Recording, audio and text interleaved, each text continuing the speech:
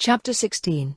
Your mental state soon began to improve again, and so as to not waste the rest of the night, you decide to repair a bit of the infrastructure around your new property while lying in bed.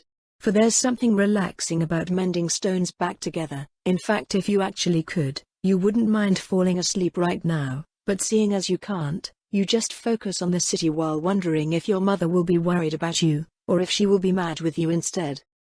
Thinking about it, if your mother would indeed worry about you, wouldn't that just aggravate Cersei even more with her current mindset?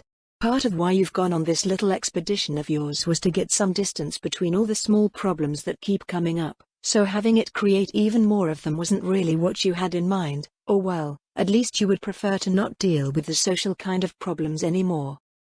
After you repaired everything you could reach, you used some of your remaining time experimenting on your statue, changing its size to be even smaller, so that you can explore a bit more without having to leave your room for it. And while that isn't very efficient, you still chose this way of going about it over doing nothing at all. Thus, you promote your little companion to be a spy for the new ships coming into the harbor, for however long you will stay in Lannisport.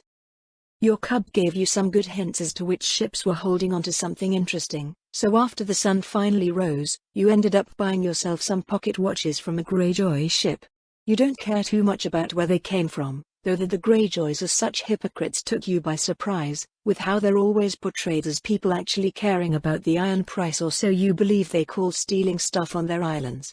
Seeing those big and bad ironborn trade like the common merchant was kind of underwhelming, like, why is the world refusing to make sense all the time kind of underwhelming. You had broadened your view of the world a bit, but you can't place them at all. They give themselves as wolves with all their ferocity, but then they are proud and a bit insane like lions, all the while being as spineless and manipulative as sheep. You've of course seen people giving you the same problem before, but never have you seen a culture so convoluted and disgusting. How can someone be a wolf today, and a lion tomorrow, just to degenerate into a sheep next week? Is choosing one way to live really that hard for them? If your first interaction with them didn't get you something so interesting to play with, you would have dismissed them as fishers with a temper, but fishers wouldn't be able to create or steal these pocket watches, you're sure of it. Mayhaps you could visit their islands in the future to see for yourself if they make any kind of sense in their own world, but then wiping out these Pirate King wannabes could also quite easily solve whatever issues even the biggest of misunderstandings could create, so you're a bit unsure if it would be worth it. Considering the Crown's rapid weakening and the Ironborn's mindset, you might not even get the chance to visit the Iron Islands, though you won't claim that you of all people know enough about the matter after just meeting your first Ironborn today, so you can always hope that at least their leaders have some common sense.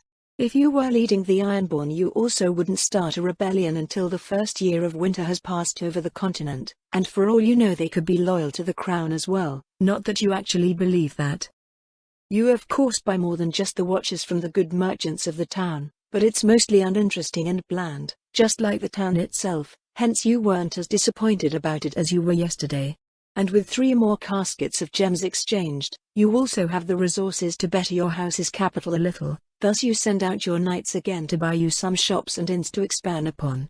For you have forbidden yourself to use your ability in the open, so helping out your subjects will take more time than you have. You doubt that anything that you could do at the moment would be able to do more than stop the bleeding, but if that's the only thing you can do for the small folk, then you would still prefer to make it one amazing bandage. And what would be a more amazing tool in creating absurd amounts of work than a festival with but a single day used for the preparation phase?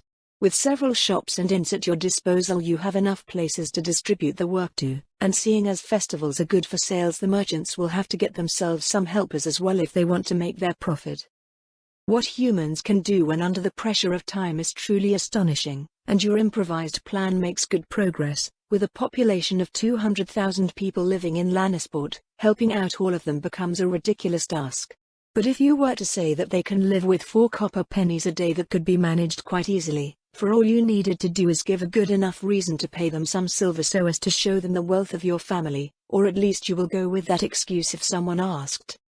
It's actually the same as with your father's struggles to pay and the effort of making up for the shortcomings of his vassals, so you instead chose to just pay your workers 5 silver stags a day and be done with it. For you're sure that once the gold and silver starts flowing, the rest of the population of Lannisport will be able to find a way to benefit themselves just fine, and once everyone is finally invested into getting themselves a better chance of surviving the winter, your little capital will become a decent place once again. Mayhaps the city will be even strong enough to lessen the population control a bit, though the only thing that matters is that you give each human the freedom to decide what he wants to live as in this world. Chapter 17. You sadly didn't get to see the fruits of your labor, and if your mother's expression was anything to go by, you won't be able to do so for a good amount of time. Though your little sister is finally normal again, so you suppose you can be thankful for such small mercies, and who knows, mayhaps you will even get your lessons now, for by the gods you will have more than enough time for them. And yet just how right you were with that assumption of yours actually surprised you, though you would still have preferred being wrong, so as to see the world once more, before it was completely swallowed up by the snow. But annoyingly, your mother can't be bought, neither with gold nor gems, for you had tried it, and quite hard at that. But in the end, nothing you could do got you anywhere even close to getting out of the rock again. You would be genuinely annoyed if you wouldn't respect it so damn much. You had to wonder for a moment if that's why you never saw your father start arguing with her, even if anyone could see that he really wanted to. It's truly astonishing that someone can be this unyielding, without creating any further conflict, and without having to put any effort into it as well. Perhaps you could learn that as well. It would certainly be helpful in dealing with some more difficult people in the future. Thinking about it, your father is similarly able to project his unyielding will, though there is no passive ability of diminishing someone's aggression in him, like a tool. Rather than dismantling the feelings of others until they align, he just forces them to accept his stance with logic until they beg for forgiveness. How those two found each other is simply beyond you. But you soon decide that you are way too bored, thinking about the marriage of your parents. Just how could it come to a situation like this, where you sit on a giant pile of books, an even bigger pile of gems, and chambers worth of gold ingots, and what's occupying your mind is the marriage of your parents? You truly aren't made to sit around in even this greatest of all cages, for you can clearly feel how your mind is trying to change your situation in any way it can, and you find yourself quite disliking having to think about useless details all the time. Even if some rather good and interesting questions come out of it now and again, you would still prefer looking over your little guild that you apparently created. Yes, that would be rather enjoyable, thus you aren't allowed to do so. It's immensely frustrating to have nothing but paperwork with raw numbers to keep yourself informed about what soon became your little pet project. And what a pleasant experience that could have become, if only you were allowed to further help them out. But again, no bribe you managed to get your hands on was good enough to move your mother. And you can only hope that the guild will still stand when you're finally free again. They did after all make a rather decent amount of profit, so keeping up hope might not be all that futile in the end. Though it would really be preferable to have a bit more control and knowledge about the happenings in Lannisport. You can also understand your mother's point of view just fine, and you understand that you crossed a line with your little adventure, so you will stay put, just like the good girl that you should. Even several months later you're still stuck in the rock, and even though you know there's nowhere to go anyways, you find yourself still frustrated for some reason, but you would never say that you're bored to your mother. For there is nothing good that could ever come out of doing so, and you shudder at the thought of what might be used to get rid of a child's boredom in your family. You at least never saw your siblings say they were bored, which is quite the feat, and you have no desire to do chores or whatnot. No, you will have to come up with something yourself, but you can't really think of anything you would enjoy doing right now. So you soon find yourself just lying around in different places, and you realize just how useful the ability to turn stone fluffy actually can be. If you could sleep you would be rather content with life, but seeing as you can't, it only helps a bit with the suppression of your boredom. And you suppose that you should focus on your work, for lying around all day, even when reading a book is too much of a waste of time, for you simply aren't what one would call a normal nearly 5-year-old girl, and you just can't become any softer than you already are.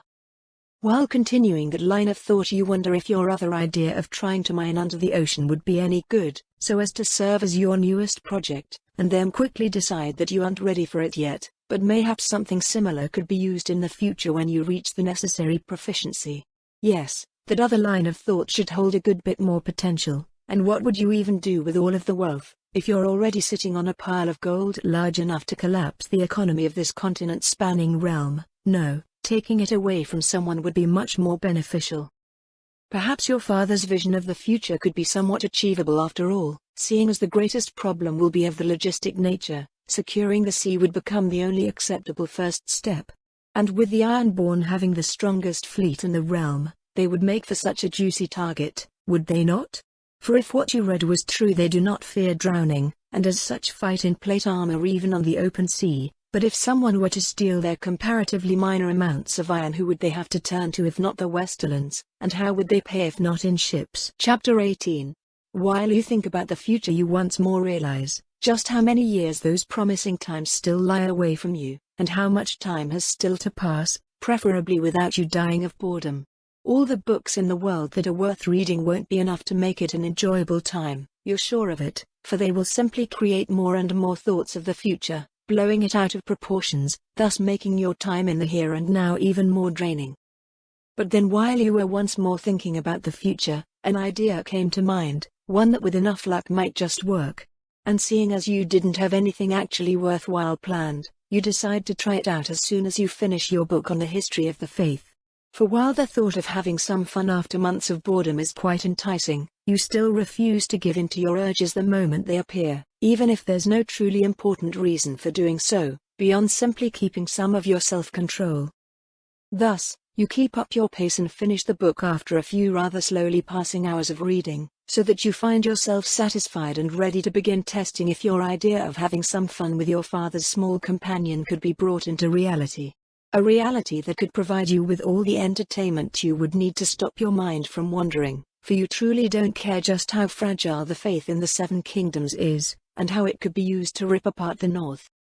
And you simply can't find it in yourself to truly care about how much the gods are actually interfering with this world, and when that could genuinely be used to dismantle entire armies with so very little effort. Though on second thought, having gods that actually give a damn is truthfully rather interesting, but then it leads you to wasting your time again, so you're unsure what to make of the matter. Not that doubt has ever stopped you from getting rid of a problem. You quickly decide to settle your thoughts and focus on the little white lion currently sitting in King's Landing in the chamber of your father, and you get a hold on the little one without a problem, though you admittedly can't feel all that much from him at the current distance. And so you choose to stop for a moment to turn your own little cub into a proper lion, so as to test out your connection with him in correlation to his mass, which leaves you with some 90 minutes of spare time. 30 minutes for him to go as far as he can and 60 minutes for his smaller form to make it back to you, and then you will have clarity, for while you shrunk your companion to spy on the harbor before, you didn't give even the slightest of thoughts about your connection at the time. Not that it's the end of the world, but you would prefer to at least know if growing your father's cub will have the required effect so as to make it worth your while. But when looking out the door after some 40 minutes of feeling out the connection, you finally gain some confidence in your idea.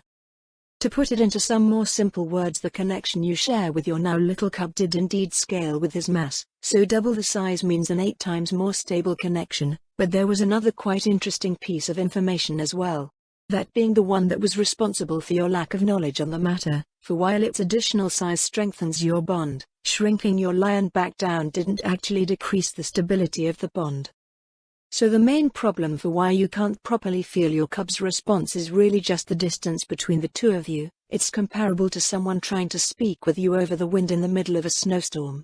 Your problem isn't that your father's lion can't talk or that you lack the ability to hear him, but quite simply that the space between you two is too distorted to decently communicate. But that's fine for now, seeing as it should stop snowing at some point in the future. It's common sense after all. So with that thought in mind, you started to wait. First for a day, then 2, then a week, then 2, then a month, then 2, and so it goes on, and you find yourself ready to kill someone out of sheer frustration. Your boredom was replaced with wrath in week 6 or so, but nothing could be done about the snow, thus you just continued to wait for a day. The realm from the Rock to King's Landing will be free of snowstorms for the rest of the year. At some point you began to genuinely hate the snow, but not just because it was denying you your entertainment, seeing as in the end you did get decently well through the year. But no, you could tell that this snow wasn't normal, for how could some frozen water disrupt your will, when entire mountains couldn't do so? It just didn't make sense. But if the snow held some kind of magic, it would become a different matter entirely. For that would mean that someone was responsible for the snow that was not just stopping you from enjoying your time but also ravaging the realm and, more importantly, your homelands. Is this why the Night's Watch exists? Because some piece of crap tries to freeze everyone to death, But then what's wrong with the world that they are treated like dirt if that's the case? Could it really be that they don't even know that having millions of people die each winter isn't natural? They couldn't be that dense, could they? Even you realized it in your quite literally first winter, though you find yourself wondering how long it would take you to someday use your ability to affect an entire continent as well, and more importantly if you could do so to squish whoever creates this dance. No. Chapter 19. You dislike failing at anything in general, and you don't like failing twice at something any better, so it should be no surprise to anyone that ever had the pleasure of knowing you, just how much you hate failing 1,000 times in a row. So you quickly decide that whoever thought it would be a great idea to bring everlasting winter to your home would learn firsthand of your thoughts concerning squishing the waste of space responsible until nothing but a fine paste remains. You truly can't remember if you ever held such anger towards another person, for the one you hate the most. The scum that got your last family killed didn't do so out of his own volition, so after you put him to the sword and took his armor everything was somewhat fine. But that someone not just ruins your whole year but also weakens and in doing so endangers your new family won't do, not now not ever, for you will simply not permit it. Be the culprit a human, a giant, or even some kind of monster you read about in your books while waiting, you will get to them, all the same, and they better have some good reasoning for ruining your year, or messing with your family you suppose. But even more frustratingly you actually got the permission to leave the rock out of your mother, under the condition that you wouldn't do so in the current weather, so of course any lull that actually came did so for a few short hours at whatever time of day the weather felt like it. And you would give it to your mother, for using that to such great effect in getting you away from your books, if it weren't for the fact that no winter could truly be the exact same as the last, allowing you in theory to slip away into Lannisport and then remain there until a second good lull shows up, which if it continues like this would give you all the time in the world. Time for what you aren't all that sure yet, though you would most likely use it to order yourself a decent sword, seeing as you certainly aren't going to get permission to order one for the next decade or so. But then, if you were actually forced to do so you could always just create a sword made of stone, and it would be nearly indestructible as long as you wield it, if your current experiences are anything to go by. And you would guess that your father is aware of it as well, though if he would still approve even after it was pointed out to him, that it would be unbecoming of a young lady to use a sword, as your mother would surely do, is beyond you. For while your father would surely just scoff it off normally with how valuable you are to the house, you just can't see him scoffing off your mother, like even in 100 lifetimes, or at all. Though after thinking for a bit on the matter, and looking once more at the unchanging weather a few new thoughts came to your mind, thus you quickly decide to use your ability to create yourself some magma. Mayhaps you won't be needing a sword made from stone or steel after all, and perhaps your new weapon could even help you with softening up your mother's defenses, for she would surely be willing to let you have something like a normal sword in the future after you show up with a magma sword in hand. Looking over your work you feel something else than anger and agitation for a change, and you're proud about what a work of art it became with so little effort. If only you weren't the only one that could hold it, it would be perfect. But you're satisfied nevertheless, and you can't suppress your smile while tracing the blade with 2 fingers, admiring the truly beautiful glow. And while you hadn't anticipated that the harsh light of the magma would change to look so very graceful, you still see it as a welcome surprise, and you find yourself actually hoping that your parents won't make you destroy your new sword, for it didn't even get to burn and dismember anyone yet. It would truly be such a shame to destroy such an amazing weapon just to please your parents, and you really hope it doesn't come to that. But then it's not like you will have it on you all that much, for at least a few more years, seeing as it is literally bigger than you, so it would most likely just be stored away for the time being. You wonder for a moment if you could cut a giant in 2 with it, just for the fun of it, and then refocus on thinking about what having a magical sword will actually help you with. There would of course be that your mother would know that she can't possibly keep these things away from you for long, and with it some more freedom, which sounds quite good. Then there would be the fact that it adds to your ability to defend yourself, but as long as no one sends any assassins your way that won't really matter, now will it? Yes, it truly seems like you have an actual magical sword, and it isn't good for anything other than looking good and inuring your parents. Mayhaps you will find someone in Lannisport that you could try it out on. But then there is that darn snow again, and again you curse the gods that rule this world. Can't they let you explore even a little bit of your homeland? What would be the great problem with killing whoever summoned this winter and be done with it? Was it the champion of a god that used the magic, and that's why they are fine with letting this happen, or do they just not care that it's messing up the whole continent? You think you have waited more than enough to visit your now no longer new guild again, so you think about how you will go about forcing your visit. Mayhaps you could create a tunnel, or clad your boots in stone and fly there, or you could simply use your sword to keep the magical snow at bay. Yeah, you almost smacked your face when you remembered what the sword made from molten rock could be good for. Chapter 20. And so you decide to change your plans a bit, but seeing as your sword is simply too flashy and rather unique, it just won't do to actually use it today, though you don't wish to destroy or alter your work either. Thus, you have to consider the matter for a moment, and in the end create yourself and your guards a handful of neat little discs with a glowing 7-pointed star on both sides, for you can't forget to make some profit for your family, while you see such a great opportunity. They are easy to create, and should sell quite well, with how they remain in their heat-providing state until you tell them otherwise, but you also know how most humans tend to think, and seeing as normal people aren't all that fond of magic, selling it as such wouldn't make all that much sense. That's why you decided to use the 7-pointed star, the symbol of the faith, to draw the people into supporting House Lannister even further, and you're sure that your father will be quite proud of your little trick. But you soon chose to push those thoughts aside and test out if your creations will actually work as intended, which they did, at least somewhat, for while most of the snow didn't actually melt and instead just vanished, you still consider it a success. Thus reaffirmed, you made your way towards the gates of the rock to visit Lannisport once more, and you're happy that you will have at least a few weeks to have fun this time. Though you suppose that selling holy artifacts for a few pieces of copper that provide heat in the middle of a winter will create you more work than fun, not that you would mind having something useful to do. For while you haven't learned everything there is to know about the realm, you're confident that being seen as someone genuinely doing the work of the gods will bring quite a few advantages with it. And of course you won't just stand around and give them away, for Lannisport is even in winter a city filled with merchants, and it would be problematic if someone would sell your creation as their own.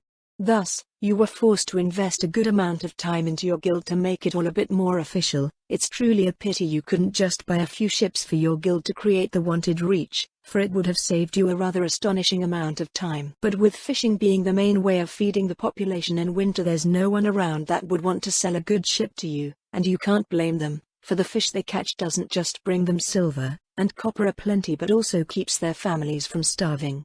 And you can respect that, especially since more ships leaving to trade means less ships will remain to fish, which seeing as even the fleet of your family is fishing could very quickly cause an abundance of problems, so no naval trade for you, it seems.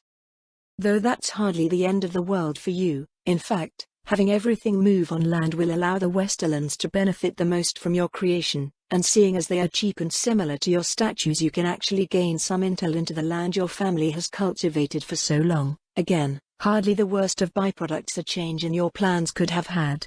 And after adding a little iron in the middle of the 7-pointed star, you're sure that no one on the continent would miss just who created these artifacts. You had to invest more gold into your guild to make everything go as it should even with the current weather, but you didn't really care with how efficient they were in your absence. Yes, you would say that your continuous support for the guild is just a small reward for their good work, and call it a day. For who doesn't like a leader that's kind enough to help your business grow just for being part of their guild that brings literally no negatives, and you do aim to please your subordinates, at least for the time being. For as long as they deliver results you're happy to throw some gold their way, and with how fast your merchants were in procuring the necessary wagons and guards, you think they do appreciate the kindness you're showing them. It honestly leaves you wondering how nobles normally treat the small folk, but you don't wonder for long, for your mind does get a bit occupied after creating the first few batches of several thousand discs in record time. You of course don't have any records for your work of creating spirits, seeing as it is the first time you created so many of them, but what matters is that you were ready when the first wagons were set to depart the town, and you guess you would see if they would make it under their new protection. Or more accurately you would soon feel if they didn't, but with how little difficulty a handful of them had to hold back the magical snowstorm you don't think you will have to worry all that much. For you do have a good amount of trust in your mindless little brothers and sisters as you had chosen to see them. If they were able to really think and speak you would have sooner realized that they were alive in a way. Though you suppose that with half a dozen of them you wouldn't have realized it in 100 years or so, and you find yourself thinking if it's something similar with the snow. You do get a great amount of satisfaction out of seeing that snow pushed out of existence by the warmth and magic of your creations, and perhaps that is something to do with why so little water remains after the snow has melted.